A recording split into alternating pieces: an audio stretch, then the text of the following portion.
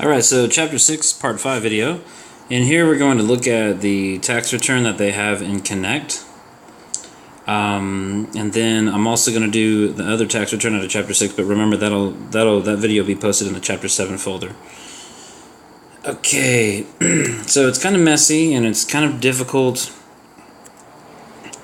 So this is another one where they mix some different depreciation stuff. So we have one where we're going to use that one table with the half-year depreciation, or the half-year convention they call it. And we're also going to use section 179. We see that there's a lot of income compared to the expenses and the cost of the vehicles, so we know that it's not going to be limited by income or anything. It's not going to apply, that is, because they've got more than enough revenue to absorb it. And we do know that it looks like the van that they purchase, it's not under 6,000 pounds, so it's not going to be subject to those luxury vehicle limits, the listed property that they talk about in your books. Remember, those listed properties are for under 6,000 pound passenger vehicles, because those are historically abused from a tax standpoint. But this one isn't exclusively used for business. It has some personal mileage mixed in with it, because they've got 27,000, which they designate as business, over 35,000.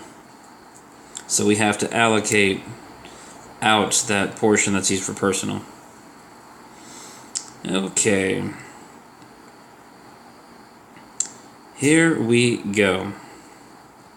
First thing we're going to try to do is get the right depreciation number, because that's probably the trickiest part of this whole puzzle. Just a couple of notes. For the form, it doesn't have it correctly filled out. For the name of the proprietor, they just have it as Cassie. Normally it would appear as the first and last name of the taxpayer along with their social. The social goes in there. So you would just put the name as Cassie, and then you would put the social security number. Put that where it goes. You would check the cash method. And I believe that's all of the cosmetic stuff they want on this form on the first page. On the second page, it looks like they want...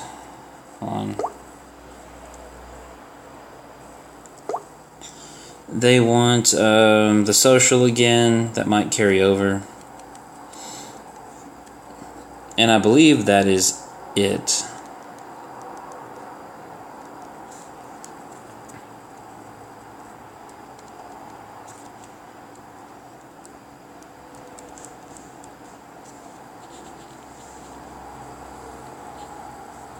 Oh no, they have you do page 1 of the Schedule C, not page 2, and then they have you do the Schedule SE, which is for self-employment. Okay, so we'll go over that later. So right now we'll just concentrate on the Schedule C. Okay, so let's talk about the depreciation piece. First off, it gives us a list of business assets. A couple of them are placed into service in 2015, and some of them in the year that we're supposedly currently in, 2016. It says that we're going to elect 179 on all eligible assets in 2016. So let's go ahead and do that.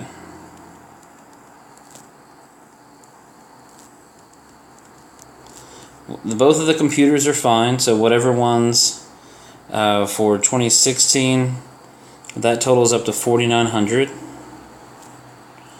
Okay, so that's going to be computer 1, computer 2, so 2,200. We're going to expense all of that as 179. And then we've also got the van. So the van, because it's more of a commercial quality vehicle rather than an under 6 pound thing, we can 179, but only for the business portion. So what we'll do is we will take the cost of $27,000,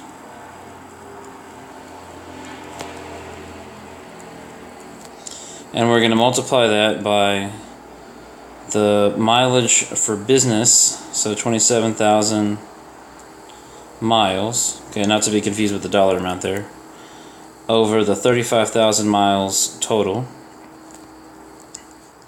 And that'll give us the $179 expense for the van. And I have calculated that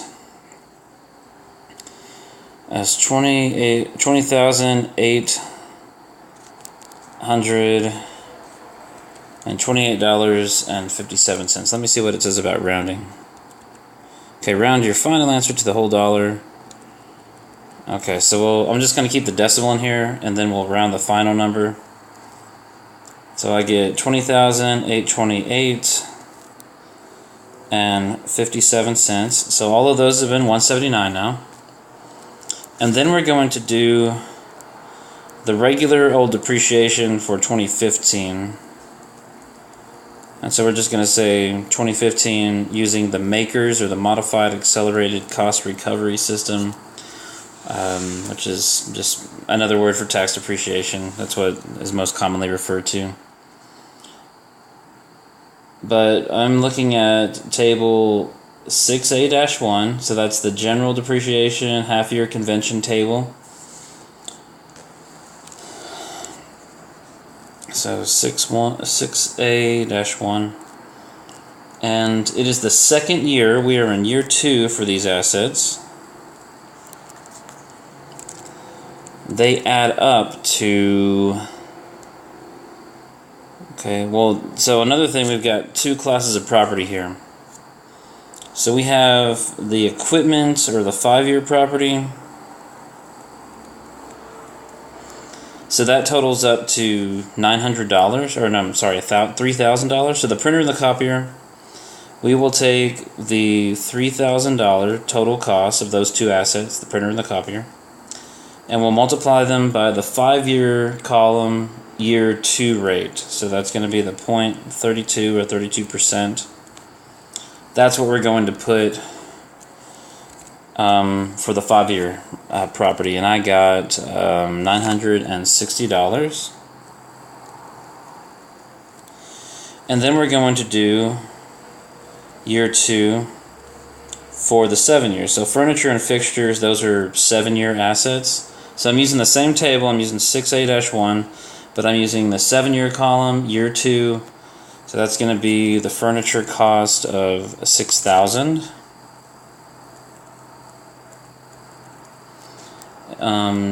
Year 7-year, year 2, 0.2449, and I get something with pennies. I get $1,469.40. So when we total all that up, that is all 5 of these line items I got here, I get $28,157.97. So we're going to round that to $28,158. So make sure that on the depreciation line on Schedule C, page 1, we are putting the $28,158 on box 13. So you're going to enter that in box 13. And then we're done with that. I'm going to add a new page, give us some room, some fresh start. The next is the car and truck expenses. So those are the things that have to do with the van. And again, we have to allocate out the personal by using the business mileage. So you see van expenses of $4,500. We're going to multiply that by the same ratio, the 27,000 business miles over the 35,000 total miles. And that'll give us the amount that goes in the car and truck expenses.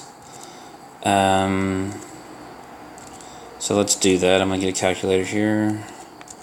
$4,500 times 27,000 over 35,000. And I get 3,471.43. If we round that to the nearest dollar, that'll be $4.71. So remember, I'm not picky about you're rounding on tests and things like that, but Connect at times will be picky, so make sure you enter 3471, and that'll go on car and truck expenses or box 9.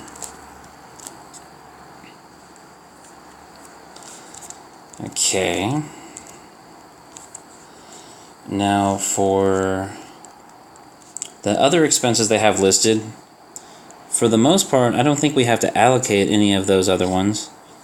So, so the next one above fan expenses, starting from the bottom, that's insurance, and we're going to assume that none of that's health insurance, so you could put that, the insurance, right where it says insurance other than health, which is box number 15.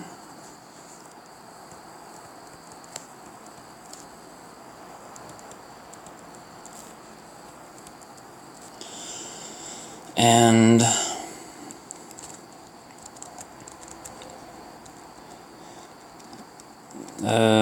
the rent, okay, there's a box for rent.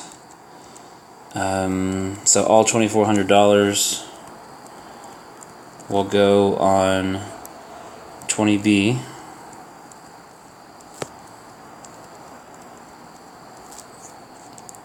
So for the most part, they have major categories. They have a second page with a bunch of lines where you could do miscellaneous expenses or other categories and list them out. But I don't believe we're going to have to do that on this one. We could, like for instance, this internet and phone. Those I would normally lump into utilities. But let's see what they want.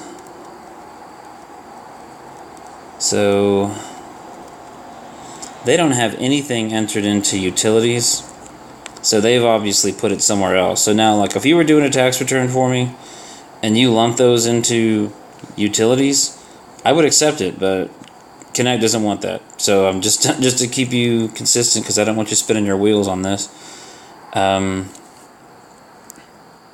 They have, it looks like, a lot of these miscellaneous items in office expenses. So let's see, it looks like,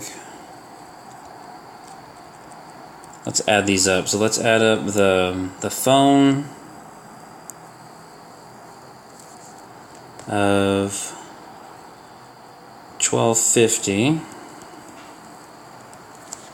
Let's add the internet of $600. So that's $1,850 so far. We throw in postage. I know they probably lump that into office, but again, I would normally put that into other category. And I want to say that's going to be it. It looks like that does add up to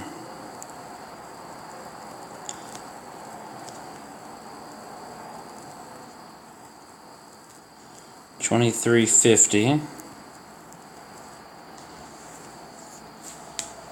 So remember, I could easily put these all as other and just list them all out in the other category on the second page. And then they have,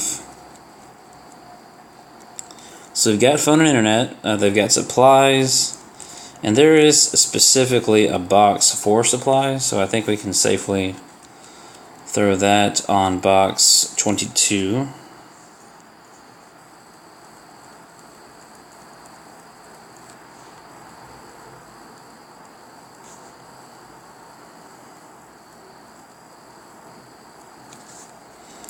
And looks like they've got payroll taxes. So that's if we have employees, our portion of their payroll taxes. Remember, I told you if you were self-employed, you have to pay your own, and you have to pay the employer's portion. But if you're also self-employed, but you also have employees you're paying, then you've got to pay your portion of their wages. You've got to pay your portion of the employment taxes based on their wages. So payroll taxes, And there is a line for that.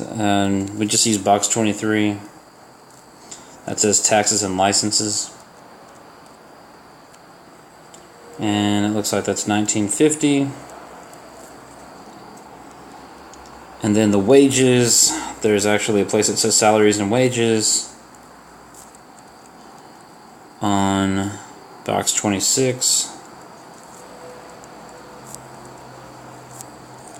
And then lastly, the gross receipts, obviously, those go bought line 1, or box 1, that's pretty obvious.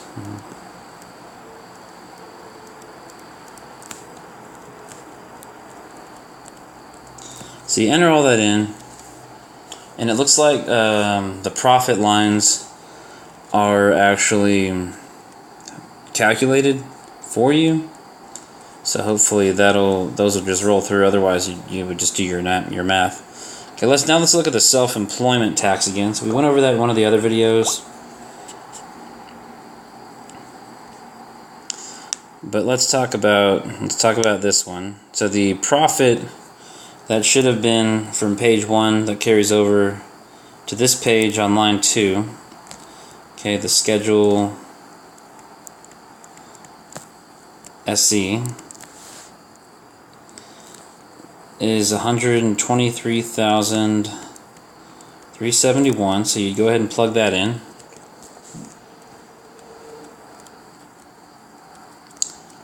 And then it has you multiply that by 0.9235. Now the reason they have you do that, so if you take 1 minus 0.9235, what you're going to get is 0.0765. Now what that represents 0.062 for Social Security, and then 0.0145 for Medicare premiums, or Medicare. Now, so that portion represents the employer's portion that you're paying for yourself. So what they don't want to do is they don't want to, I guess, double tax you on it, so they carve out the employer's portion by having you multiply the gross by this 0.9235. Again, that carves out the employer portion. Now when you multiply that out, I think the formula spits out this. I want to say they multiply it for you. 113,933, and then on that kind of carries down, and then on line 7 they have this 118,500. Now what that basically is that represents the cap on Medicare, or not, Social Security wages. This is the Social Security cap in 2016. So Social Security actually has a wage cap that upticks with inflation every year.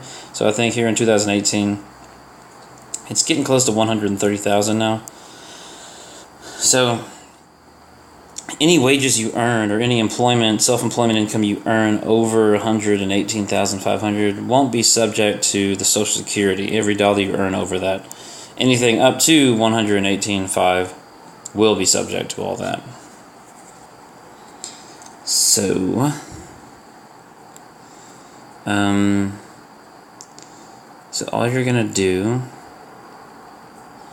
is calculate Social Security and Medicare separately. So they have you taking this number, you multiply it, because we're below the cap, so we're gonna multiply it by 0.124 and 0.029. Okay, so what is that? That's the Social Security times 2 and the Medicare times 2. So that represents your portion of Social Security, your employer's portion of Social Security, which is yourself because you're self-employed, and then it represents your portion as the employee of Medicare, and your portion as the employer is on Medicare. So that's double these amounts that I've got over here. And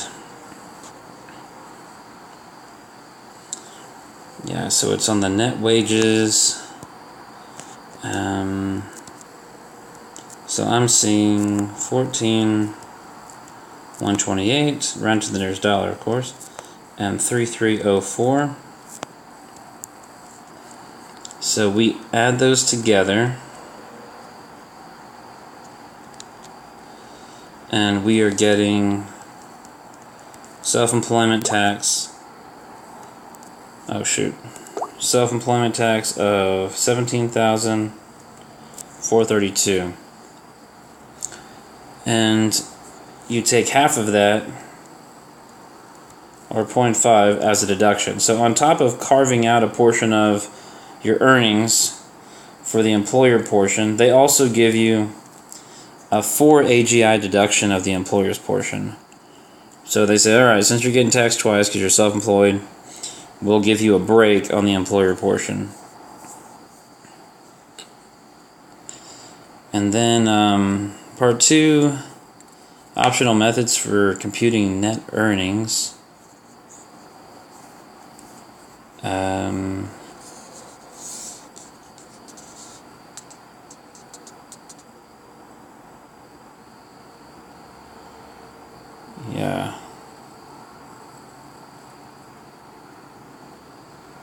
Yeah, okay. So on line 14, just put 4880. So that has to do with farm method. So just input that 4880 that it gives you, and then line 15, 16, and 17. Those will all be zeros or have nothing in them. Yeah, so don't worry about that.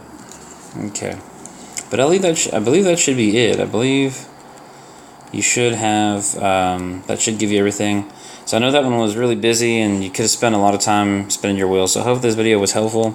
Please email me if you have any questions.